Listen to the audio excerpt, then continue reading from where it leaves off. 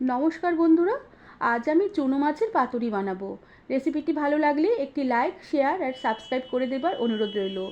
প্রথমে নুন হলুদ মাখানো চুনো মাছের মধ্যে পেঁয়াজ কুচি, টমেটো কুচি, ধনে বাটা, জিরের বাটা আর দুটো কাঁচা লঙ্কা দিয়ে সর্ষে বাটা আর পরিমাণ মতো নুন, হলুদ আর একটু কাঁচা সর্ষের তেল দিয়ে ভালো করে চুনো মাছগুলোকে মাখিয়ে নিয়ে বেশ কিছুক্ষণের জন্য রেখে দিলাম।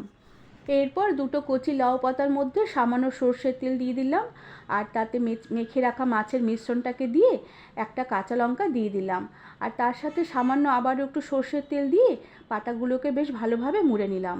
এরপর একটি মোটা তলা ভারী কড়া গ্যাসে বসিয়ে দিলাম আর তাতে সামান্য তেল দিয়ে পাতুরিগুলো কড়াতেই দিয়ে দিলাম। এরপর গ্যাসের আঁচ একদম কম করে দিয়ে পাতুরিগুলোকে দু পিঠ উল্টে পাল্টে বেশ ভালো করে লাল লাল করে ভেজে নিলাম। এবার চুনো মাছের পাতুরিগুলো ভাজা হয়ে গেলে একটি প্লেটে নামিয়ে আবারও সামান্য সর্ষের তেল ছড়িয়ে সার্ভ করে দিলাম।